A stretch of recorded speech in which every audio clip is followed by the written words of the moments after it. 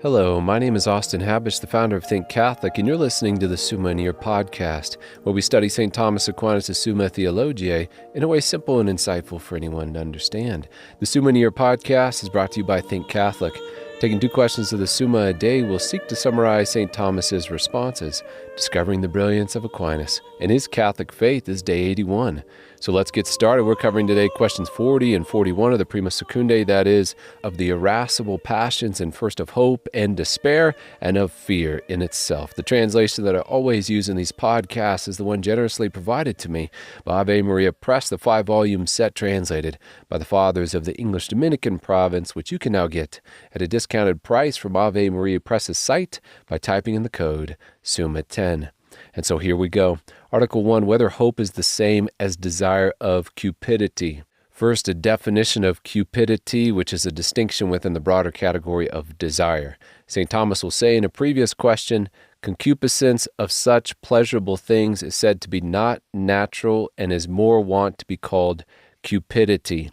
In other words, we call natural desires, as a passion, those which follow from our nature as animal, but non-natural desires are those desires for like money or a prestigious watch, which we are more apt to call cupidities, since they are desires that are in some way being influenced by reason.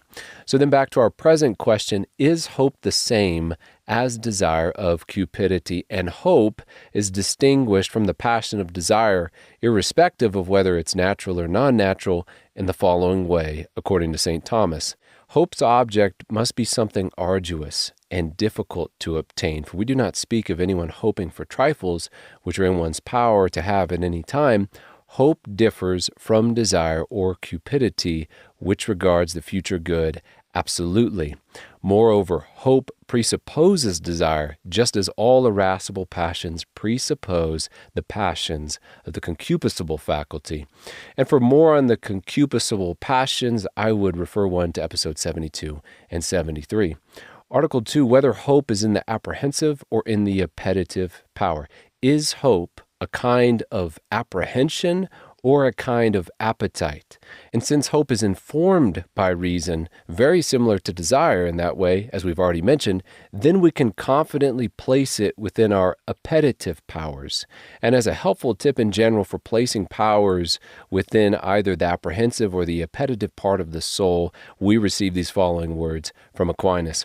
Hope denotes a certain stretching out of the appetite towards good. It evidently belongs to the appetitive power, since movement towards things belongs properly to the appetite, whereas the action of the cognitive power is accomplished not by the movement of the knower towards things, but rather according as the things known are in the knower. So, for example, when we know what a tree is, we take that form of the tree into us, into the mind. But when we love the tree, we are drawn outwards towards the tree itself as existing out in the world.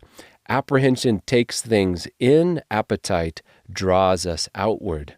And since the passion of hope is a kind of drawing outwards to the object of our desire, it is very plainly a part of the appetitive powers and not the apprehensive ones. Article 3, whether hope is in dumb animals, irrational animals are what we're talking about here. And since the sensitive appetite, from within which are the passions, follows from sensual apprehension, then since animals have sensual apprehension, the external senses, sight, hearing, touch, etc., as well as the internal senses, imagination, instinct, etc., then we should expect to find also in them the sensitive, irascible passion of hope. And we do, according to Aquinas. His proof is the following. If a dog see a hare or a hawk see a bird too far off, it makes no movement towards it, as having no hope to catch it. Whereas if it be near, it makes a movement towards it, as being in hopes of catching it. In other words, if there was only the passion of desire in irrational animals, we would not see a distinction in action based precisely on the estimated likelihood of actually acquiring the object of their desire.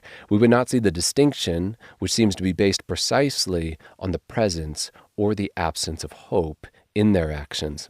Article 4, whether despair is contrary to hope, and it is, because hope is the passion elicited from the movement of the soul towards the arduous future good, and despair is elicited by the movement of the soul away from the arduous future good. So both hope and despair have as its object the arduous future good, but under different aspects. Hope under the aspect of it being attainable, and despair under the aspect of it being unobtainable. We experience that difference in the emotions in ourselves. Consider the change in one's feelings between when one thinks they are about to win the race, to the moment they realize they can no longer win the race, to the moment they have lost the race. And it's probably very clear to us that in our feelings, we would move from hope to despair to sorrow, and we can do that very quickly. Therefore, based on the definition of despair, we can answer in the affirmative to this article that it is, in fact, the contrary of hope. In St. Thomas's words, the object of hope, which is the arduous good, has the character of a principle of attraction, if it be considered in the light of something attainable, but insofar as it is considered as unobtainable, it has the character of a principle of repulsion.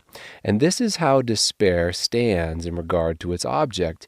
It implies a movement of withdrawal, and consequently it is contrary to hope, as withdrawal is contrary to approach. Article 5, whether experience is a cause of hope. First of all, to the extent experience adds to the capabilities of a person, it can be a cause for hope, like experience in English would be the cause for hoping one will be able to understand Shakespeare. Experience can also be a cause of hope by giving us the idea or the impression that some possible good is attainable for us. Like a basketball team which has a lot of experience winning games will likely hope to win the upcoming game. But it works in the other way also. Sticking with our example of the basketball team, a team with a lot of experience losing games may, on account of that experience, actually have a greater cause for despair when it comes to winning the next game because of their experience.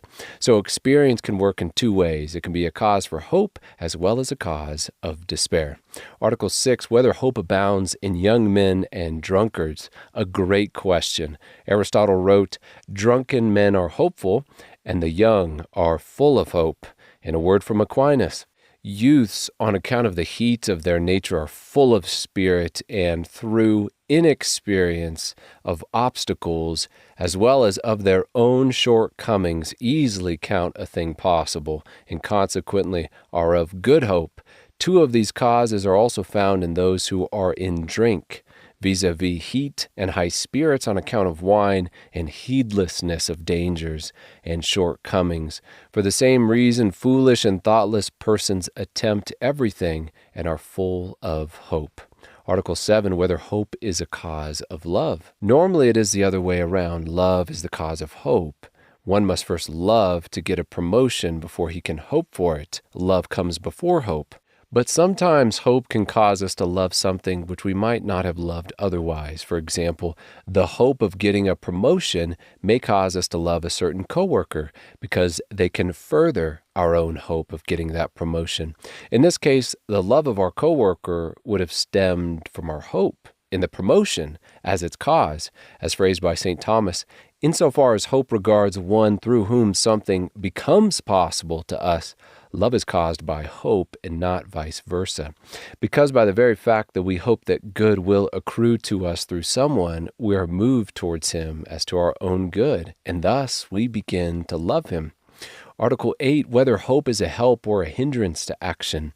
Hope assists our action in two ways. First of all, based on its object, which is specifically the arduous yet possible good, which according to Aquinas should focus our attention and so aids our action in that way. Secondly, since hope elicits pleasure, as we described in episode 77, and in this way can assist action by making it more enjoyable in the present, as well as promising future joy to come.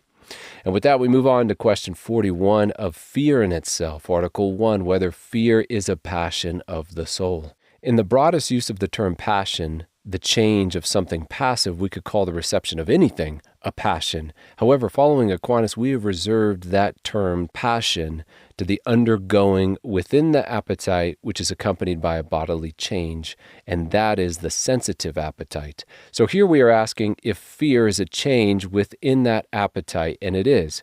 We know by experience that this change, fear, affects our body. It is a kind of contracting or shrinking away, and it has a very definite object which elicits it, and that is the possible evil or evils surrounding some supposed arduous good.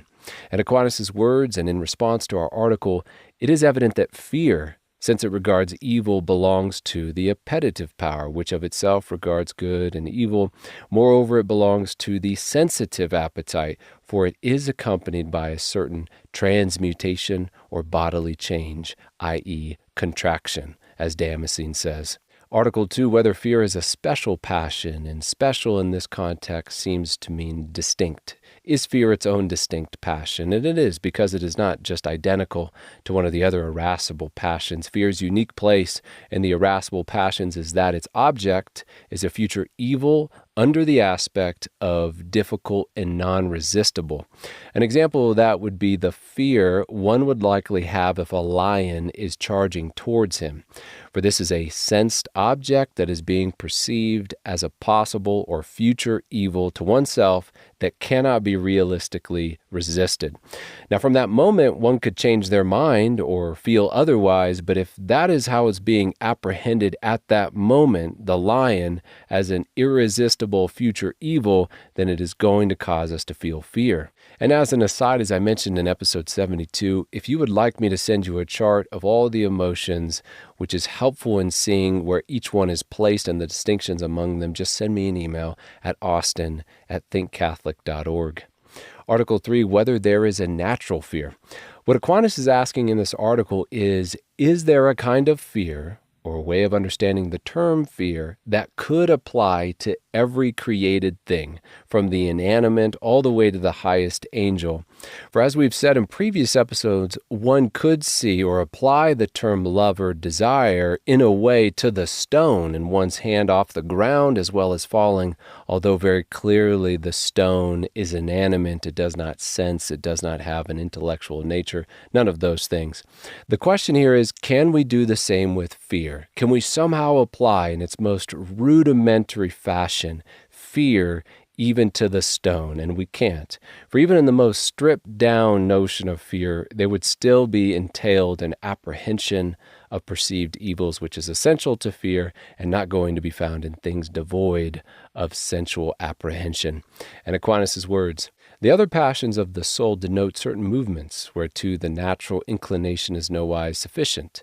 This is due either to the fact that perception or knowledge is essential to these passions, or else it is because such like movements are contrary to the very nature of natural inclination. For instance, despair flies from good on account of some difficulty, and fear shrinks from repelling a contrary evil, both of which are contrary to the inclination of nature.